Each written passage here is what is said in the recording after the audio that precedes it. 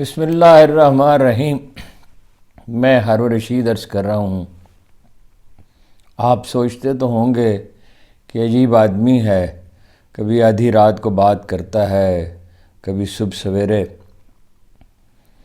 اور کبھی شام پڑے۔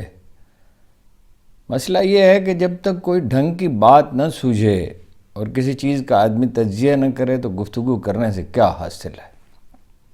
اگر سادہ سی پولیٹیکل ڈیولپمنٹ بیان کرنی ہو تو ایک آدھ نہیں کئی موضوع ہوتے ہیں۔ اگر مقبولیت چاہیے ہو تو شریف خاندان کی میں ہونے والی طلاق پہ بڑی دلچسپ گفتگو کی جا سکتی ہے۔ مجھے جناب شہباز شریف صاحب نے یاد فرمایا ایک دفعہ، اور بہت طویل گفتگو کی، 2.5-3 گھنٹے، ساری شام بات کرتے رہے، رات کو 10-11 بج گئے تو انہوں نے فرمائش کی کہ میری صاحبزادی آپ سے ملنا چاہتی ہیں۔ خیر میں تو اس وقت تھکا ہوا تھا، میں نے معذرت کی۔ اگلی صبح میں ان سے جا کے ملا تو نہایت ہی میں نے انہیں شائستہ خاتون پایا اور سر اچھے طریقے سے ڈھانپا ہوا، اور ان کے میاں ہارون صاحب ان کے ساتھ تھے۔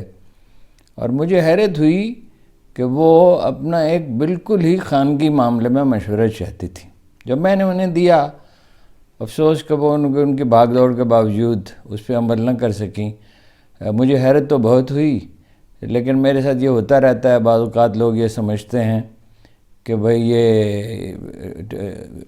یہ پروگرام دیکھ کے ٹی وی کے یا یہ گفتگو سن کے کہ اس کے پاس کسی مسئلے کا حل ہے، تو میں تو ہمیشہ انہیں کسی ایسے آدمی کی طرف یعنی ریفر کرتا ہوں، کہتا ہوں کہ اس سے بات کر لو، فلاں معالج سے یا فلاں ماہر نفسیات سے یا فلاں صاحب علم سے جو آپ کی رہنمائی کر سکے۔ لیکن خانگی معاملات پہ میں گفتگو نہیں کر سکتا۔ حمزہ صاحب کے معاملے میں میرا بہت تعاقب کیا گیا تھا، منت سماجت بھی کی گئی، سفارشیں بھی کرائی گئیں، مگر میں نے انکار کر دیا۔ یہ جو کردار کشی کرنے والے ہیں اور جن لوگوں کے یہ مشغلے ہیں، یہ ان کو مبارک ہو۔ خبریں بھی چھوٹی چھوٹی ہیں، مگر یہ ہے کہ نہ تو یہ سمجھ میں آتا ہے کہ پاکستان کے مسئلے کا حل کیا ہے اس وقت جس کرائسس میں ہے، اور نہ یہ سمجھ میں آتا ہے کہ فلسطین کے مسئلے کا حل کیا ہے۔ یہ ضرور ہے کہ لاوا دونوں جگہوں پہ پک رہا ہے۔ چھوٹی چھوٹی خبریں بہت ہیں۔ مثلا یہ کئی دن سے لوگ پوچھ رہے تھے کہ ان کے گھٹنوں کو کس نے ہاتھ لگایا تھا جنرل باجوہ کے، تو بیشتر لوگوں کا یہ خیال تھا، بیشتر کیا سبھی کا، شہباز شریف صاحب نے، تو میں نے معلوم کیا تو پتہ چلا وہ خواجہ آصف تھے۔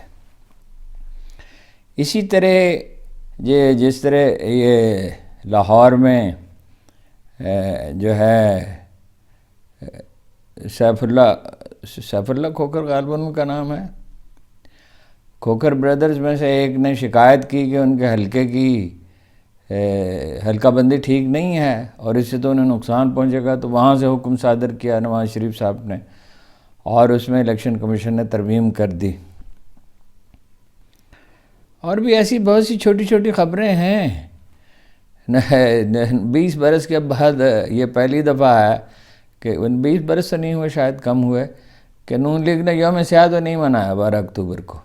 کیوں نہیں منایا؟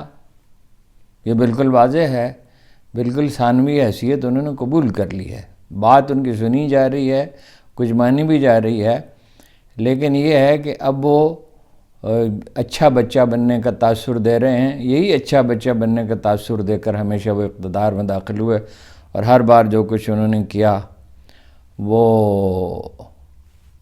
اس پہ کچھ زیادہ باریکیوں میں بات کرنے کی ضرورت نہیں ہے۔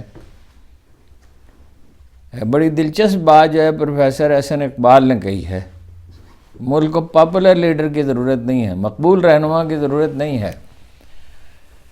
پراپر لیڈر کی، موزوں رہنما کی۔ نواز شریف صاحب موزوں کیسے ہو گئے؟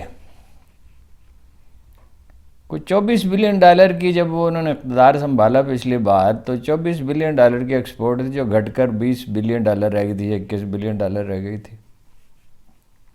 اور وہ بعد میں کچھ عرصہ انہیں ملا جب شاید خاقان عباسی کو تو بڑی تھی، جن کا حال یہ تھا کہ مظفر آباد میں کھڑے ہو کے کہہ دیا تھا کہ اتنے کشمیریوں پر اتنے ظلم پاکستانی بھارتیوں نے نہیں کیے جتنے پاکستانی فوج نے کیے ہیں، کہ پاکستانی فوج نے 80,000 کشمیریوں کو قتل کیا تھا اور گن پاؤڈر چھڑک کے بلڈنگوں کو اور باغات کو آگ لگائی تھی، کیا 13,000 بچوں کو اغوا کیا تھا، انہوں نے ٹارچر سیلوں میں رکھا تھا، اور جنہوں نے یہ کہا تھا کہ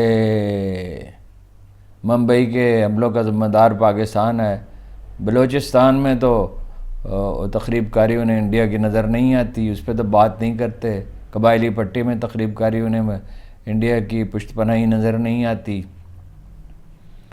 اور نام نہیں لیتے اس کا، کیا نام ہے ایران سے جو آدمی داخل ہوا تھا اس کا، بھارتی ایجنٹ، اس کا ذکر کرنا پسند نہیں کرتے، بھارتی مسلمانوں کے اور کشمیریوں کے قتل عام پہ بات نہیں کرتے۔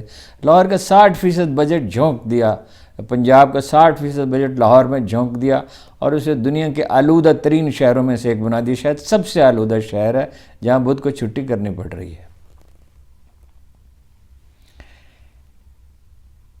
اب وہ آئیں گے یا نہیں آئیں گے، پھر یہ سوال پیدا ہوا ہے ایک بار پھر۔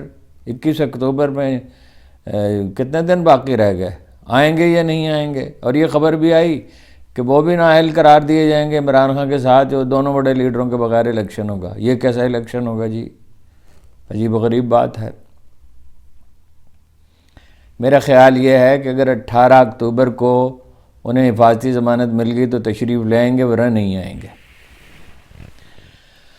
مخمصہ یہ بھی ہے کہ پرنس محمد بن سلمان ان کی کتنی مدد کریں گے۔ صورتحال یہ ہے کہ اتنا بارود جھونک چکا ہے غزہ میں 3-4 دن کے اندر اسرائیل، جتنا 20 برس میں میں عرض کر رہا ہوں افغانستان میں امریکیوں نے نہیں جھونکا تھا۔ اس کے باوجود وہ اپنے مقاصد حاصل کرنے کے قریب بھی نہیں ہے۔ لوگ تو وہیں ڈٹے ہوئے ہیں اور حماس تو وہیں ہے، اور امیر حسین عبداللہیان جو وزیر خارجہ ہیں وہ پہنچے ہیں لیبنان ایران کے، اور انہوں نے کہا ہے کہ حل یہ ہے کہ نئے محاذ کھولے جائیں۔ اگر ایران مد مقابل اترتا ہے، بظاہر اس کا امکان تو نظر نہیں آتا، دونوں طرف ظاہر ہے فی الحال تو نفسیاتی حربے استعمال کیے جا رہے ہیں، تو ایران اگر مد مقابل اترتا ہے تو اسرائیل کی کیا حیثیت ہے اس کے سامنے؟ ایران کے پاس کم از کم 30-40 لاکھ ایسے لوگ ہیں جو اپنی زندگیاں قربان کر سکتے ہیں، حزب اللہ کے پاس بھی ہیں، 30,000 جنگجو حماس کے پاس بھی ہیں، افسوس۔ اور ایران جو ہے وہ ایٹمی طاقت ہے، یہ کسی مغالطے میں نہ رہیں لوگ، وہ ایٹم بم بنا چکا ہے یا بنانے کے قریب ہے، اور اسی لیے مغرب خوفزدہ ہے اور سرٹیفکیٹ جاری کر رہا ہے کہ ایرانیوں کا کوئی عمل دخل نہیں ہے۔ ایرانیوں کا عمل دخل ہے، فلسطینی اپنے طور پر یہ فیصلہ حماس نہیں کر سکتی تھی، لیکن یہ اندیشہ لگا ہوا ہے کہ اگر ایران ہاتھ سے نکل گیا اور اگر وہ اسرائیل کے خلاف اٹھ کے کھڑا ہو گیا، عرب تو نہیں کھڑے ہو سکتے۔ لیکن دوسری طرف یہ اندیشہ ہے کہ غزہ پہ اندھا دھند بمباری ہوئی تو عرب عوام تو بھڑک اٹھیں گے، فلسطین ان کے دلوں میں بستا ہے، جتنے بے حس ہیں عرب حکمران اتنے ہی حساس ہیں عرب عوام۔ اور عرب بہار میں کیا تو طوفان اٹھا تھا جو تب اٹھے گا اور وہیں نہیں اٹھے گا، ترکی میں بھی اٹھے گا، پاکستان میں بھی اٹھے گا، اور مغرب میں بھی جہاں کہیں مسلمان ہیں۔ برطانیہ میں وزیر داخلہ نے حکم دیا مگر پولیس نے انکار کر دیا مظاہرین کو روکنے سے۔ ہارورڈ یونیورسٹی میں 30 تنظیموں نے طلباء کی اور اساتذہ کی اور سٹاف کی، انہوں نے اسرائیل کی مذمت کر دی۔ یہی نہیں، دنیا بھر میں ہو رہا ہے، وہ مظاہرے ہیں۔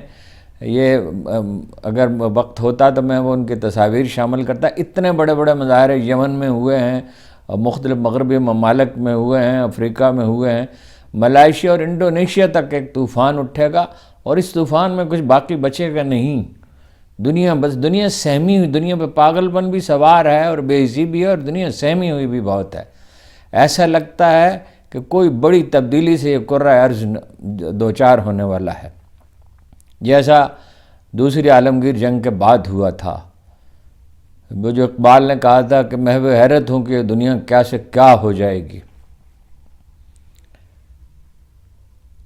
ادھر پاکستان میں سوال یہ بار بار اٹھ رہا ہے کہ عمران خان صاحب کے ساتھ کیا سلوک کیا جائے گا۔ منصوبہ تو ابھی تک بظاہر یہی ہے کہ انہیں جیل میں رکھا جائے گا، لیکن 3 تجویزیں انہیں پیش کی گئی ہیں۔ ان کے معالج وکلاء حضرات تو یہ کہتے ہیں، معالج نے تو یہی کہا کہ وہ صحت مند ہیں، شیو کی ہوئی تھی، چہرہ چمک رہا تھا، لباس بڑا اچھا تھا، اور ذرا سا معدے کا پرابلم تھا جو تو تھوڑی سی دوائی سے اور وہ فائبر سے حل ہو جائے گا۔ ظاہر ہے ورزش کرنے کا موقع نہیں، لیکن لہجہ معمول کا تھا، اعتماد بڑا تھا، اور بیان جاری کیا۔ وہ نکات ہی اصل میں انہوں نے لکھائے تھے جو آئی ٹی کی مدد سے، ان کی آواز میں آئی ٹی کی مدد سے یہ ممکن ہے اگر 100 تقریروں کا ریکارڈ موجود ہو تو آئی ٹی سے ٹھیک ویسی ہی، اس سے آرٹیفیشل انٹیلیجنس سے ٹھیک ویسی ہی آواز بنائی جا سکتی ہے۔ اس پہ لوگ بہت بھن آئے کہ بیان کیسے جاری کیا ہے۔ بھائی وہ ٹیکنالوجی کے استعمال میں پی ٹی آئی باقیوں سے بہت آگے ہے۔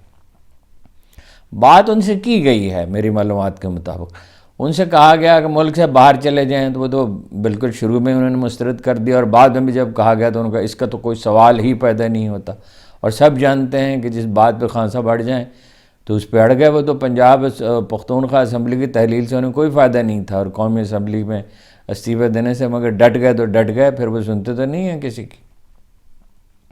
پھر یہ کہا گیا کہ وہ مخالف پارٹیوں سے اتحاد کر لیں، بھائی ان سے وہ کر لیں، مفاہمت کر لیں، بھائی ان سے مفاہمت کر لیں گے تو ان کے پاس کیا باقی بچے گا؟ پھر ان کے خلاف یہ پروپیگنڈا ہوگا کہ یہ بھی انہی میں سے ایک ہیں، اور ان کا ورکر مانے گا کیسے؟ اور پھر یہ کہا جائے گا کہ یہ انہی کی طرح ہیں، تو وہ کس قابل ہوں گے؟ اگرچہ یہ تو ہم ان سے ہمیشہ کہتے رہے ہیں کہ احتساب کرنا وزیر اعظم کا کام نہیں ہے، معقول اداروں کا کام ہے جن پہ سبھی کو اعتماد ہو، اور احتساب سب سے پہلے اپنے پارٹی کا کیا جاتا ہے۔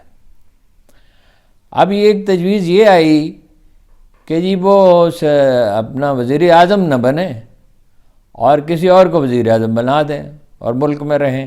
اس پہ بھی غور و خوض ہوا، اور اس میں بعض ان کے خیر خواہ بھی کہتے ہیں، یعنی تجویز کی حد تک کہ اس پہ سوچنا ضرور چاہیے کہ ڈاکٹر یاسمین راشد جیسی کسی شخصیت کو اگر وزیر اعظم بنا دیا جائے اور وہ صدر رہیں اور یا پارٹی کے سربراہ رہیں تو حکم تو انہی کا چلے گا، کچھ نہ کچھ لچک تو دکھانی چاہیے۔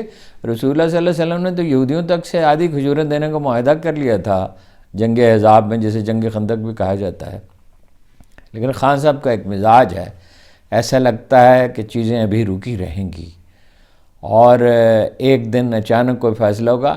مولانا فضل الرحمان ادھر چلا رہے ہیں کہ بھئی الیکشن کیسے ہو سکتے ہیں، انہیں نظر آ رہا ہے ایک سیٹ بھی شاید انہیں نہ ملے، ایک سیٹ بھی قومی اسمبلی کی۔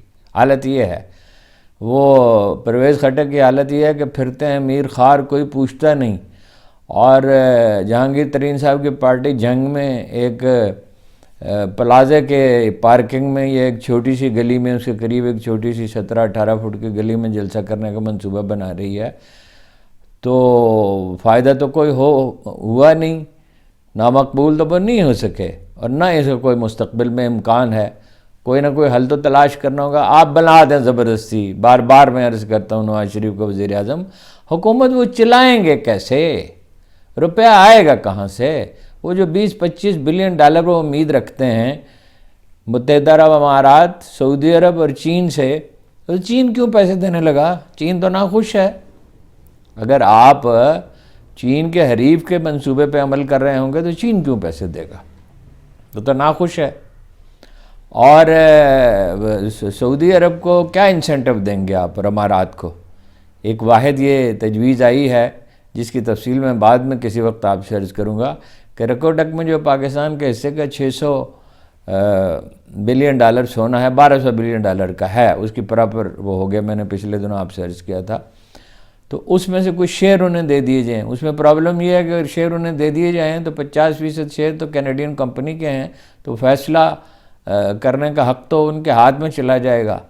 بہرحال یہ ایک بہت ہی الجھی ہوئی صورتحال ہے، اور کہا نہیں جا سکتا کہ آنے والا کل کیا لائے گا، لیکن یہ بات دل کسی طرح مانتا نہیں ہے کہ لاکھوں کشم میں فلسطینیوں کو قتل کر ڈالے گا اسرائیل، اور قبرستان کا سناٹا چھا جائے گا، اور پاکستان میں جو ہے وہ نواز شریف صاحب حکومت فرمائیں گے۔ ان کا مطالبہ یہ ہے کہ 50 سے زیادہ سیٹیں نہ دی جائیں پی ٹی آئی کو، اور عمران خان صاحب اس پہ ٹھنڈے ہو کے بیٹھ جائیں گے یا رائے عامہ قبول کر لے گی.